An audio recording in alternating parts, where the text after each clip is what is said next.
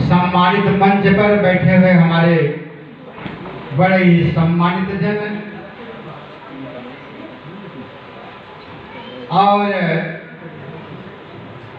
हमारे बीच में हम सब के प्रेरणा स्रोत जिनकी बदौलत आज हम सभी लोग इस बात को समझ पा रहे हैं कि सही और गलत क्या है। हम लोगों को समझाने में बहुत अधिक सफलता जो हम लोगों को मिली, हम परम आदरणीय हम अपने उन महान हस्तियों को जो इधर बीपीएफई के राष्ट्रीय अध्यक्ष माननीय एसपीआर जी, बीडीपी के राष्ट्रीय अध्यक्ष माननीय सज्जन जी, पूर्व राष्ट्रीय अध्यक्ष वाम से माननीय शेषराज सिंह पवार साहब, और इस कार्यक्रम को बखूबी व्यवस्था स्थापित करने में बहुत ही बढ़िया व्यवस्था दिया माननीय मेवालाल जी। और हमारे इस कार्यक्रम में विभिन्न राज्यों से आए हुए हमारे सम्मानित साथीजन, खासतौर से हमारे जनपद जौनपुर और प्रतापगढ़ से आए हुए हमारे भाइयों एवं बहनों, प्रिय बच्चों, संगीत बिखेरा आज आपने हम लोगों को काफी जागृति प्रदान किया और हमारे बीच में जनपद जौनपुर से तमाम हमारी जो महिलाएं बहुत ही बेहतर अपने विचार प्रस्तुत किए। हमारे भाई राकेश जी ने, कैलाश जी, मदन पाल जी, बहुत सारे वक्ता विद्वान साथी आप सभी लोगों को एक बेहतरीन जानकारी प्रस्तुत किए। लेकिन साथियों, मैं आपको कहना चाहूंगा, आपके समाज में ज्ञान की कमी नहीं है।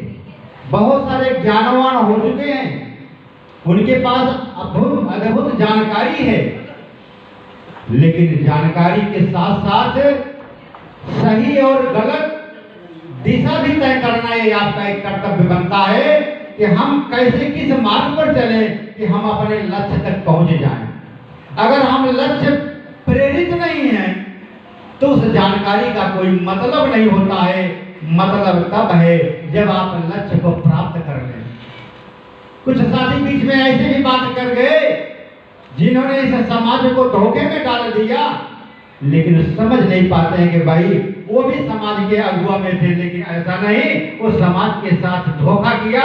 अगर धोखा किया तो धोखेबाजों को आपको पहचानना चाहिए। आपके समझ में जब आ जाए तब आप सही मार्ग पर चल रहे हैं। परम पूज्य बाबा साहब डॉक्टर अम्बेडकर का नाम ले लेने मात्र से आप अम्बेडकरवादी नहीं हो गए।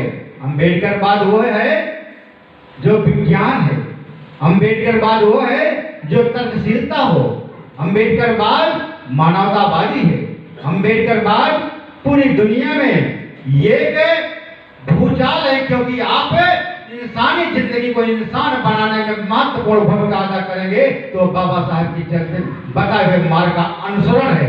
अगर आप उस पर अनुसरण करते हो तो आपको एक सही निर्णय लेने की क्षमता आपके अंदर विद्यमान हो जाएगी। अगर आप सही निर्णय लेने में विफल हैं तो फिर अम्बेडकरवादी किस बात के। अगर आप अवसरवादी हैं, अवसरवादिता से समाज को आप धोखे में डाल सकते हो, लेकिन यदि समाज को आपको आगे ले चलना है तो आपके अंदर दृढ़ निश्चय, दृढ़ संकल्प होना पड़ेगा और बाबा साहब के बताए पद पर आपको चलना पड़ेगा। अगर आप चलने के लिए तैयार हैं तो आपका समाज ये जो खोया हुआ मान सम्मान है ये बाबा साहब के बताए मार्ग पर ही मिल सकता है।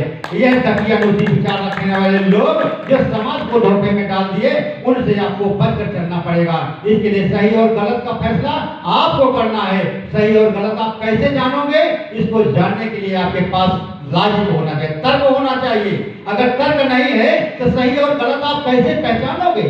इसको पहचानने के लिए आपके पास विचार हो, और वो विचार कैसे तर्क संगत बातों से ही आपको पता चल सकता है। उसने हमको मनुवादी व्यवस्था के लोगों ने तर्कों में उलझाया, तर्क नहीं बेतुकी बातों में उलझाया। वो भाग्य भगवान ने फंसाया। हमारे लोग वहीं पर अपने को ले जाकर रखा कि मैं भी यहीं पर आकर के मान सम्मान और धनवान भी हो जाऊंगा, लेकिन वो आज भी दर दर की ठोकर खाते हैं, पत्थर की मूर्ति के सामने अपना माथा रगड़ते हैं, लेकिन उनको आज तक कुछ नहीं मिला, बल्कि अगर मिला तो वही अपमान, वही अन्याय, वही अत्याचार वो झेलते चले आ रहे हैं। अगर अन्याय, अत्याचार, अपमान झेल रहे हैं, इससे बचने का उपाय बाबा साहब ने आपको बताया कि शिक्षित बनो, संगठित बनो, संघर्ष करो। यह मार्ग आपके दिमाग में क्यों नहीं आता है? क्योंकि ये कठिन मार्ग है ना। कठिन मार्ग पर चलने वाला ही तो कोई वो बेहतर मार्ग पर, जहां पर बाबा साहब का विचार, बाबा साहब का सपनों का समाज बनेगा, वहां पर आपको तो तैयार होना पड़ेगा।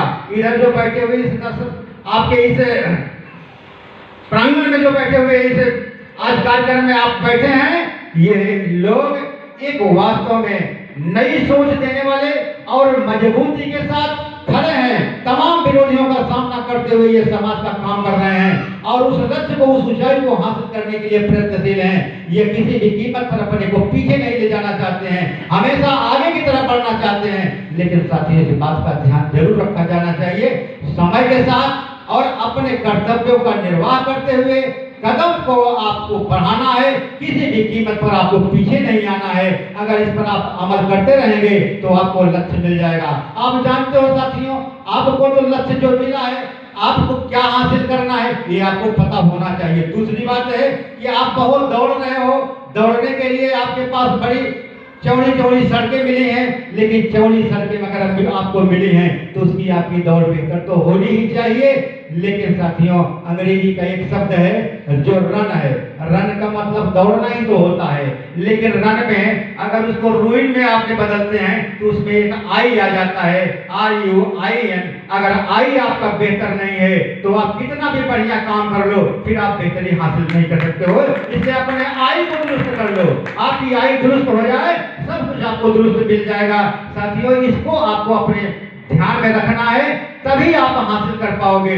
ज्ञान की कमी नहीं, मैंने बताया ज्ञानवान बहुत सारे लोग हैं। अभी हमारे इस BPFE ने जो मुद्दे राष्ट्रीय स्तर के उठाए हैं, जो भारतीय संवैधानिक व्यवस्था में दर्ज है, वह लागू नहीं हो पाया है। अगर उसको आप लागू करा दिए तो बाबा साहब के सपनों का समाज आपका बन जाएगा। और वही है, क्योंकि आप अपनी बात बहुत बढ़िया तरीके से कहते हो कि हम इसको करेंगे, हम समाज को जागरूक कर देंगे, समाज को बौद्धमय बना देंगे, और बौद्धमय बना देने के बाद क्या है, आप ऐसे ही सत्ता हासिल कर लोगे। बौद्धमय राज ही आपका था, जो बौद्धमय राज होते हुए भी वो नष्ट प्राय हो गया, और आज भी आपको कभी समस्याओं का सामना करना पड़ रहा है, तमाम तकलीफों को आपको झेलना पड़ा, मान अपमान आपको झेलना पड़ा। इसको आप कैसे दूर करोगे? आपको सत्ता में बैठना पड़ेगा। और सत्ता में कौन बैठेगा? भी आप सत्ता में जिसको बैठना चाहिए वो भी बैठ ही नहीं पाया, उसको आपको बैठाना है। और बहुत सारा हम लोग अपने को बहुत वाही लूटते हैं कि हमारी सरकार कभी बनी। आपकी सरकार आज तक बनी ही नहीं है। अगर आपकी सरकार बनती तो आज आपको रोने की जरूरत न पड़ती। सरकार आपकी तब बनेगी जब आपके अंदर नेक नियति हो, ईमानदारी हो। जिसको हम वहां पर बैठाना चाहते हैं उसके अंदर पूरी तरह से ईमानदारी होनी चाहिए, और ईमानदार व्यक्तित्व ही आपको वहां तक पहुंचाएगा। आपके सारे जो हक अधिकार हैं उसको पूरा करेगा। पहली चीज आपके सामने यह बात है, हमारे बहुत सारे ज्ञानी साथियों ने बताया कि शिक्षा एक समान होनी चाहिए, निःशुल्क, अनिवार्य, एक समान, एक छत के नीचे, अर्थात हॉस्टल शिक्षा की व्यवस्था होनी चाहिए। हमारे देश में सबके बच्चे एक समान हैं, तो सबके धीरू भाई अंबानी का नाती, हमारे खेत खलिहानों में काम करने वाले वे कामगारों के बच्चे, अगर ये दोनों बच्चे एक प्रकार की विद्यालय में पढ़ेंगे और वो हॉस्टल शिक्षा में रहेंगे, एक जगह पढ़ेंगे पूरे देश के अंदर, तो उसमें समता पैदा होगी, विषमता नहीं पैदा होगी। विषमता ना पैदा हो, समता पैदा करना है, क्योंकि हम मारे हुए लोग समता नहीं प्राप्त कर पा रहे हैं। बाबा साहब समता के लिए अपनी सही लड़ाई लड़ा, तो हमें समता हासिल करनी है।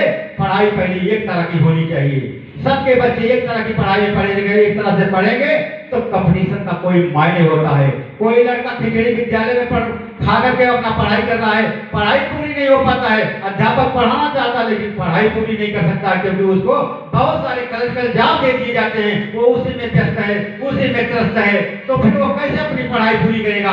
अगर पढ़ाई कराना है तो उसके लिए स्वतंत्र व्यवस्था देनी है, वो पढ़ाने का काम ही करेगा। अगर हर समाज के बच्चे उसमें पढ़ेंगे, उसमें न कोई अमीर देखेंगे, न गरीब, न किसी जाति, न धर्म, न मजहब, सबके बच्चे एक तरह के विद्यालय में पढ़ेंगे तो निश्चित रूप से समता पैदा होगी और पढ़ाई उच्च कोटि की होगी।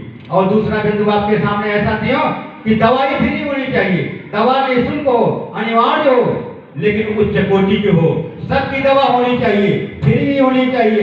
अगर फ्री दवा होती है तो यह है, आप देख आज की हालत में आप देखते हैं कि सरकारी डॉक्टर जो है वो पर्चा लिखता है, बाहर में दवा आती है। लेकिन मैं चाहता हूँ, हमारी संस्था ये चाहती है कि हम ऐसी व्यवस्था स्थापित करेंगे।